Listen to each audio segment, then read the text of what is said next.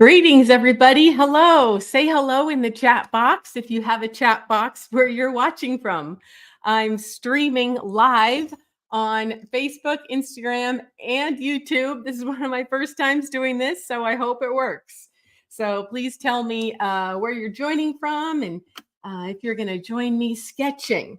You don't have to sketch if you don't want to. Oops, wait. See, I'm new on this. It's playing on the other phone. Yeah, so let me show you what I'm doing here. I am still trying to learn how to do this. Great. So today is Labor Day, and so I'm taking the day off. I'm staying home. It's really hot outside, and I did go for a walk at dawn with the dog, and I went out to collect some local things to sketch. And so I usually like to bring some garden clippers, and I'll bring a little Ziploc bag with some moist paper inside of it. And that way I can bring home some of my clippings and have them nice and fresh. And so what we found today, since I live at the edge of the high desert here in Oregon, we've got lots of juniper, and those are fruiting right now. And this is a wonderful time of year to look for fruiting trees and shrubs. It's the best time of year to sketch those as well. So this is our native Western juniper. And this is our other namesake, the juniper sage habitat. This is sage, and it smells really good if you crush it. And then the other thing that's blooming right now is the rabbit brush. Oh yeah, and also Oregon grape. This is our state flower of Oregon. Although it is a shrub, it's not like a wildflower, but it is wild and native. And so this is Oregon grape. So anyway, I collected a bunch of these to sketch in the future days. I might be going live here again if people are enjoying it. So I'm going to put those down for now. And we are going to focus on the oak. So oak trees live all over the world. In fact, one of their highest diversities is in the mountains of Mexico. And I've actually been able to see some native oaks there. One species there has leaves that are the size of dinner plates. Just amazing. And then another really cool oak that I found a while back was in Texas. These are called bur oaks. And you see these have a very different anatomy to our oak here. So here in Central Oregon, we don't have native oaks, but they are in the Willamette Valley and a lot of other places. And I really miss the oak trees. We have a lot of them in California where I live, and I really enjoy the acorn woodpeckers as well that live in the oak trees. But anyway, so I thought we would sketch these because these are kind of the showiest and prettiest and most fun. And so we're going to sketch a leaf and then a bunch of these acorns. And so like you see here, the acorns are very different in these different species. Now, I think there's several hundred species of oaks around the world. And like I said, their center of diversity is in the Sierra Madre Mountains of Mexico. But we've got a lot here in the United States as well. And they really differ in their shapes. So the acorn has a little stem and it has a cap. And these caps can be really different, again, depending on what species it is. And then the nut can also be different sizes and shapes depending on the species. They can be really long and thin, or they can be really fat or hardly poke out of the cap like in these bur oaks. And then at the end, you see there's a little point here. And I've got one here too. And that's the remains of the stigma, the female part. So of course this had to be pollinated. So to create this fruit, which is called a nut in the acorn world. And so that will eventually germinate. And these guys will germinate by the hundreds under a tree. In fact, the one we have out front would make a whole forest of little oak seedlings if I wasn't picking them. So anyway, let's switch to this other view so we can see. Let me see. I'm still trying to learn. Here we go. This other view. There we go. Okay, so that was my sketch I was working on beforehand. So again, looking at these, I just have two species as an example here. We're going to draw this local one, but I just thought I'd show you again the diversity. So most of the time, the acorns are on the stem in twos or in threes. So that's kind of fun to notice. And again, depending on the species, they're really going to vary with how big this cap is and what kind of patterns are on here. There's a bunch of little scales on here that are really different depending on the species. And then, like I said, the nut itself will be a different size and shape, but they'll always have this little pokey part at the end. And that, again, is the remains of the female stigma that received the male pollen in order to create this fruit, which is called a nut, or specifically for oak trees, it's called an acorn. All righty. So anyway, that's the most unique part about these plants because their leaves, kind of look similar to, I don't know, maple leaves and a bunch of other things, but their fruits are what are really unique. I remember in college, one of my favorite college professors in botany class said, "By their fruits ye shall know thee," meaning that you really need to look at the reproductive structures and the fruits of an organism to be able to identify it to species, especially when there's lots of similar species. So anyway, and then some of the other acorns that are older, you'll see those this time of year still laying under the tree. And so this is the cap that will fall off and it will release the acorn. And this, of course, is the acorn that will split in half and germinate and then have these two seeds or dicotyledons, two cotyledons or seed leaves come out of it and then create a whole new tree. So anyway, you didn't come here for a lecture, you came here to sketch. And I don't know if I can see your comments, if you're commenting on Instagram or Facebook, but I'd love to have you comment or click the share button to share this so that other people can join us in sketching. Let me see over here. Yeah, we've got a bunch of people watching on Instagram, wonderful, and a few on Facebook and YouTube. So go ahead and comment if you can. I'm not sure if I can see your comment, but at least comment and maybe click the share button so we can draw together.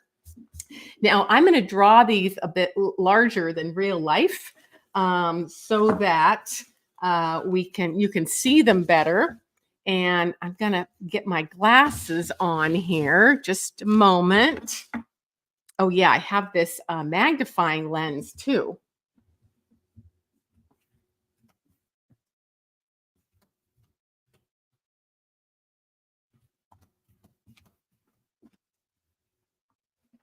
All righty. So, yes, it's fun to have a magnifying lens so that you can look at things more closely. I don't know if you can see that. Yeah, the ring light is in the way here, but it's really fun to carry one of these in your sketching gear bag. And speaking of sketching gear, I carry one of these with me out in the field to sketch with, and I've got a bunch of materials in here and watercolors, but we're not doing any of that today. But if you go to the links on my Instagram or Facebook or YouTube, you'll see links to my website or maybe my nature sketching free challenge that I'm hosting. You can check those out later, and I'll put links to those on these social media accounts later. So anyway, yeah, we're going to just look at a few of these different guys and draw them. And again, I love it if you comment because otherwise I feel kind of lonely here. We don't know how many people are actually watching. So it'd be lovely if you would click the like or comment or share. And then I know you're actually here and watching. Okay, so let's get rid of that because it's glaring. And yeah, let's sketch some of these. Now, you're going to see these from a slightly different angle than I do because you're looking at them with the camera that's directly above me, you can see. And I'm looking at them from this angle over here because my head's over here toward the bottom of the screen. So, you can do your thing and I'll do mine. But again, my drawing won't look quite exactly like yours from the same angle. But, like we said, doesn't really matter. These are quite simple. And so, the more you know about the anatomy, the easier it is for you to draw them from any angle. So again, we talked about the three parts you can see, which is the stem and the cap and the nut. Oh, and the fourth part is the little pokey part, the remains of the stigma. And so, you could do a straight on side view like this, or you could do a 3/4 view. We'll do each of these, or a top view. And that really is the best way to understand the anatomy of something. And so, I always loved drawing, especially in graduate school when I was taking so many classes on anatomy, and I would draw things from every single angle. And so we can draw things from a few different angles here. And so I'm going to first draw it from the side. And so, again, yours is going to look a little different than mine because we're looking at a different place, but, and we're not erasing. And I'm going to be drawing a little bit darker than I want you to so that you can see it. So this is just kind of the stem, and here's where another acorn would have been attached. And then we have the cap. And so we're not erasing, and we're just kind of having fun and noticing, that these guys really are unique. Each one is a little different, just like humans, like we have a million different haircuts if we were drawing people. And so you don't have to draw it exactly like it looks or exactly like mine is. The whole idea is to just appreciate something while you're drawing it and learn something about its anatomy. So it's not about what you end up with on the page. It's what you learn while you're drawing. And so, yeah, these guys have these little scales. And so, you could just have fun doing a few little scales.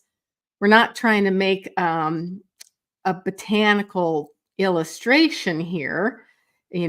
My training is as a biological illustrator, and I have a degree in scientific illustration, but that's not what we're trying to do here. We're not trying to belabor the point. We're just kind of having fun. And again, the process of drawing is what's going to make you learn about it, help you to learn about it. So that's your basic side view. Now, a 3/4 view is where something is turned towards you just a little bit. It's not from the top, it's not from the side, and that can give you the most information. But actually, let's start a little bit easier. And actually, I forgot one thing that would have helped me a lot is just a moment here. When you're trying to draw something and pose it in a certain angle, it's good to have a little piece of toilet paper or, oh, I know, here's some, there we go. That was some leftover masking tape. Okay, so now I'm just going to draw a top view. I think I'll draw it over here. To draw this top view over here. And so that's pretty simple. This cap is actually bigger than the nut. So we wouldn't see the nut at all. We would just see the cap. So what I see first is the cut off part of the stem. And again, I'm going to be drawing a little bit darker than I want you to because I want you to feel really light and loose. Oh, hi from France. So nice to see you, Anna, here. Thank you. So anyway, here's the cut top, and then we have the other part. Now, tell me in the chat box, I see there's a chat box here. If you've got oaks where you live, if you know the species of oaks. I know, Anya, there's our species of oaks in France. And in fact, the cathedral that was just rebuilt in Paris is built out of ancient oak trees. Isn't that right? So they tried to rebuild it just like it was historically. Okay, now we're going to get the cap. And I know circles can be a little challenging, but there really aren't any perfect circles in nature. And if I actually used a circle template for this, it would actually look a little odd. So what I do is I just go around a few times and get some circles.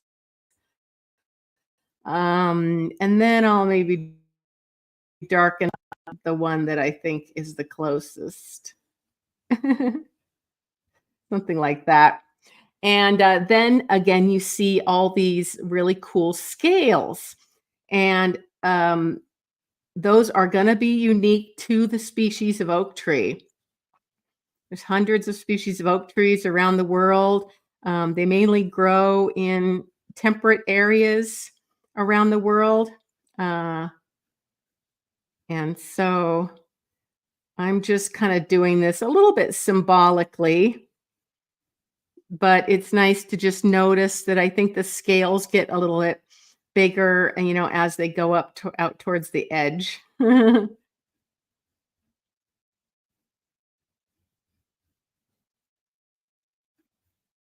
There we go. All righty. So that's our top view. So we did a top view and a side view. And let me see here if we can do a 3/4 view.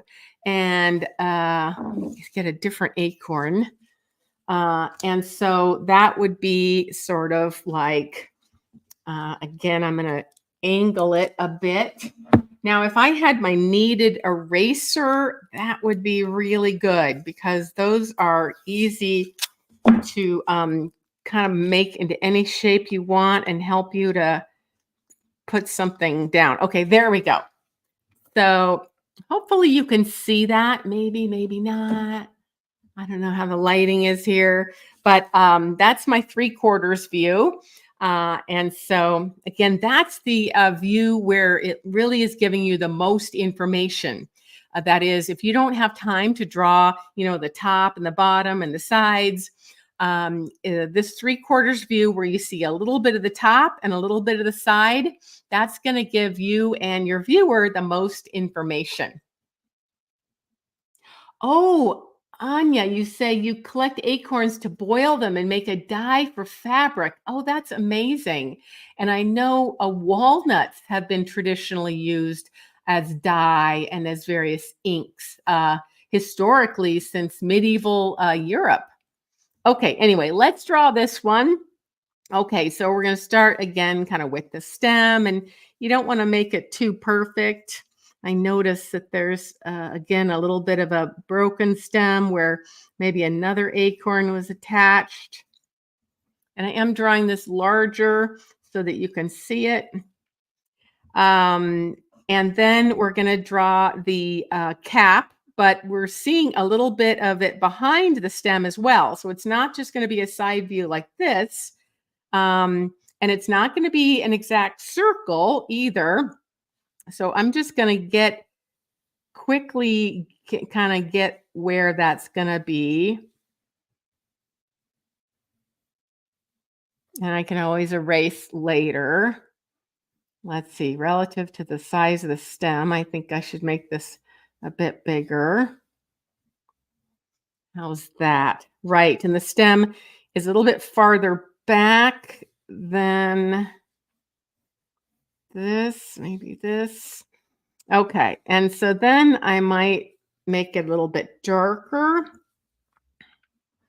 And the stem kind of reminds me of a French beret, speaking of France. um, and I don't know, maybe that's where the shape of a French beret came from. And then we have, so it's kind of an oval, but there is an interesting little angle here where it comes from seeing it at the top to seeing the cap around the side. I don't know if I got that good enough. But now anyway, so let's do the nut. Now the nut is going to be shorter than this because it's turned towards us a little bit. So although I drew this one bigger. So anyway, it's relatively going to be shorter than if we are looking at this from the side, right? Because it's getting shorter. We're looking at it a little bit from the top. And so I would just make this kind of really light again. And remember, we're not doing any erasing. We're just going to green light all of our light marks and then darken them up later. Choose the one we like later. And often, if I were to turn this paper upside down, which I can't because it's taped down, you would see a kind of a different arc right here than you do here because I'm right-handed and it's a little bit harder to go like this the same way. So you want to notice that. In fact, I can see the difference in these two arcs better when I'm actually looking at my screen on my laptop than when I'm looking at my drawing. But it's just something to notice. So I might try to make that a little, yeah, there we go, a little bit fatter. And sometimes you can actually take your piece of paper, your sketch, and look at it in the mirror or take a photo of it. And that can kind of help you look at something a little bit more, um,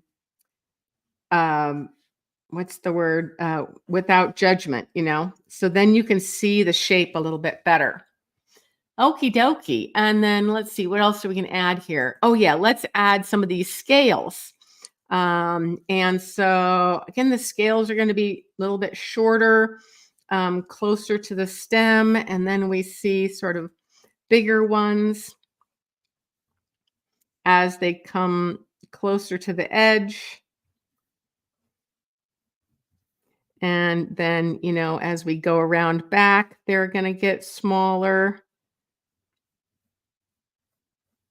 But anyway, you get the idea. If you had your own acorn, you could draw this better. And it's not like you can see these scales very well in my drawing anyway. So it's just something for you to do. You can go more slowly with your own acorn. Again, if I were to be able to, can I hold that up to you? Oh, there we go. That is in focus if I'm really still. So you can see those interesting scales. These are kind of triangular.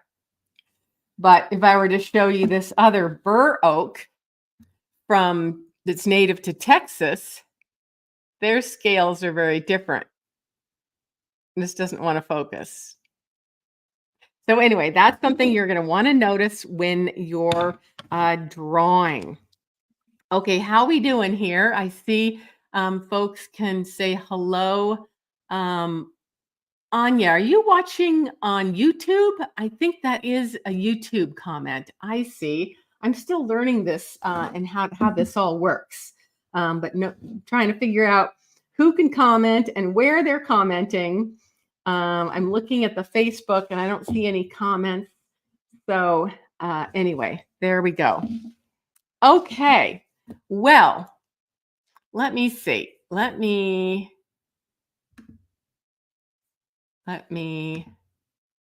Okay. All righty. Well, I hope you enjoyed that. I'm trying to keep these short because I do want people to participate. And if you think these are going to be an hour and a half like they used to be during the pandemic, you don't have time for that nowadays. So I'm trying to have you guys get these really quick wins. And so I will do these more if people are enjoying them. Please tell me whether you're watching on YouTube or Facebook or Instagram. And if you can comment, please tell me if you found this enjoyable or useful or educational or entertaining. And please click the share button to share it, especially if you have youth in your life or environmental educators or middle school science teachers. I really love for them to be able to participate. And so I might be doing more of these. Dorothea, yes, you're on YouTube. You went outside to find some acorns on your property to draw. Oh, that's wonderful. Yes, great. Okay, great. And I wanted to remind you that I do have a free nature sketching challenge. I think Anya, you just joined it. And so there is a link on my website and I believe on Instagram and previous post, yesterday's post on YouTube to join that. Also, if you're watching on Instagram, there's a link above on my link tree for a bunch of other resources that you can check out to learn more about what I do. It's the link tree link. So if you click on that link tree link, there's a link to both my free nature sketching challenge. Yes, see, there it is right there. And also I'm having a summer sale, a late summer sale on my Discover and Sketch Seashells course. So, if you've had a chance to go to the seashore and collect seashells and you want to learn to sketch those, I am having a Labor Day sale on that class. I think it's only $29. And it's a whole series of presentations on seashell anatomy and biology and demonstrations on how to draw them in graphite and in water-soluble pen, that kind of thing. Hello, Rita. Thank you so much. I'm so glad you love my teaching method and your sharing of information. Yes. So ever since I was a little kid, I loved nature and I loved art because I was an only child. So I spent a lot of time just doodling in my bedroom, and the carpet was always strewn with yarn and clay and drawing pencils and fabric and everything else. So I love inspiring people to learn more about the natural world, to appreciate and understand it and have empathy for it. And especially if they're kids, to spend the rest of their life being inspired about nature and not being afraid of it. With my spooky nature sketching workshops I do during October, which I hope to do again, teaching people to appreciate things they might not necessarily like or appreciate. So anyway, so thank you so much for the comments. I see more people definitely are watching on YouTube. That's very interesting. Now, I'd really appreciate it if you'd click the follow button and the like button on YouTube or Instagram or Facebook, wherever you are. And also leave me a review. If you're on Facebook, there is a reviews tab, and that's very helpful for other viewers to see that my work has been reviewed and that people are enjoying my content. Okay.